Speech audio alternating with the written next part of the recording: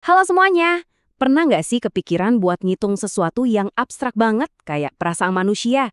Hari ini kita bakal bedah materi seru dari pena motivasi soal gimana prinsip matematika dasar ternyata bisa loh dipakai buat ngukur keikhlasan.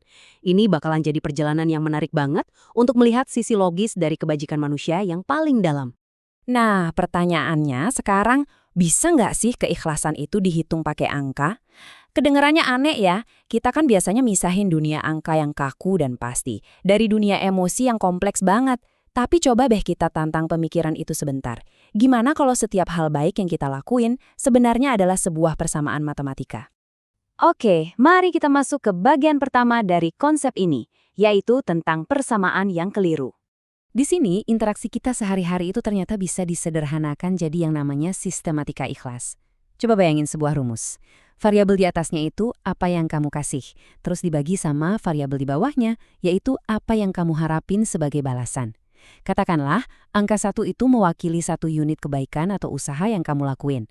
Nah, kalau kamu ngasih 1, tapi di dalam hati berharap banget dapat balasan 2, kira-kira apa hasilnya? Secara matematika, 1 dibagi 2 ya hasilnya setengah atau 0,5. Ini pas banget buat ngejelasin kenapa kita sering ngerasa kecewa kalau pamrih kita terlalu tinggi.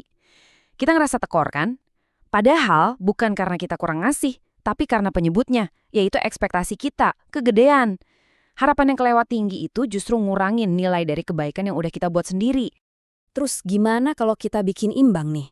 Kita ngasih 1 dan kita berharap dapat balasan 1 juga. 1 dibagi 1, ya hasilnya persis 1. Ini namanya keadilan transaksional. Ibaratnya kamu kerja, kamu dibayar. Kamu bantu temen, besoknya temen bantu kamu. Adil sih, emang fair, tapi ya terbatas. Ini tuh ibarat main aman, di mana perasaan kita nggak bakal pernah tumbuh lebih besar dari apa yang kita modalin.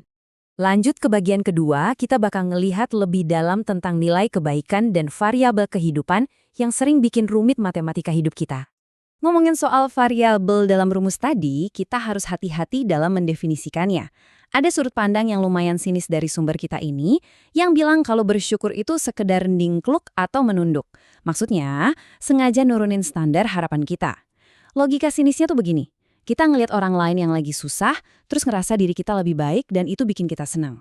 Ini sebenarnya matematika perbandingan yang keliru ya, karena kita ngerasa tinggi dengan cara ngelihat penderitaan orang lain. Tapi pandangan sinis tadi langsung dipatahkan sama satu pelajaran luar biasa dari seorang ibu.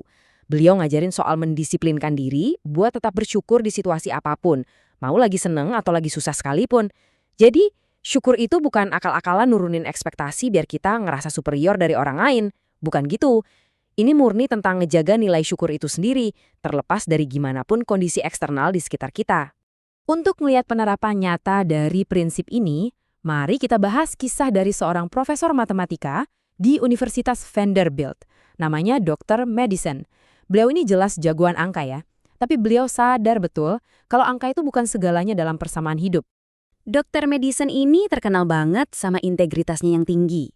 Sebelum ujian dimulai, beliau bilang ke mahasiswanya kalau hari itu bakal ada 2 ujian sekaligus.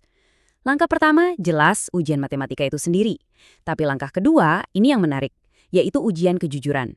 Beliau nggak cuma ngevaluasi seberapa jago mahasiswanya ngitung rumus di atas kertas, tapi juga kemurnian integritas mereka. Kenapa? Karena tanpa kejujuran, hasil dari persamaan matematika apapun jadi nggak ada artinya sama sekali buat karakter kita. Dan hal ini bawa kita ke bagian ketiga, sekaligus poin yang paling krusial. Hasil tak terhingga dari sebuah matematika keikhlasan. Coba pikirin ini baik-baik. Gimana kalau kamu ngasih 1 unit kebaikan, entah itu bantuan, waktu, atau tenaga, tapi kali ini pembaginya alias ekspektasi kamu adalah 0.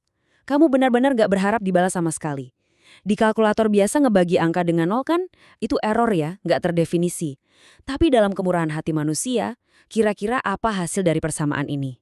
Hasilnya adalah tak terhingga atau infinity. Serius deh, kok bisa?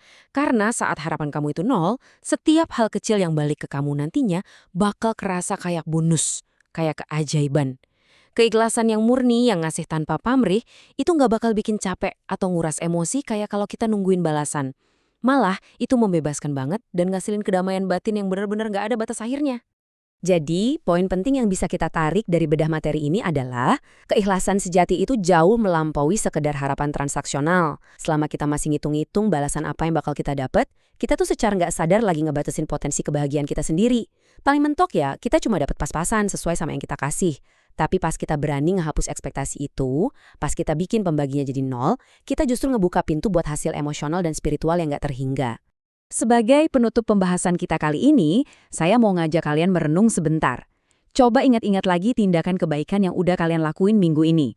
Apakah kalian membaginya dengan ekspektasi 2 karena pengen banget dipuji dan dibalas lebih? Apakah kalian membaginya dengan 1, yang penting adil dan impas aja deh? Atau kalian udah mulai berani membaginya dengan 0? Semuanya balik lagi ke pilihan kalian, karena hasil akhir dari hitung-hitungan hidup kalian bakal sangat bergantung sama angka pembagi yang kalian pilih. Terima kasih banyak udah ngikutin pembahasan kali ini.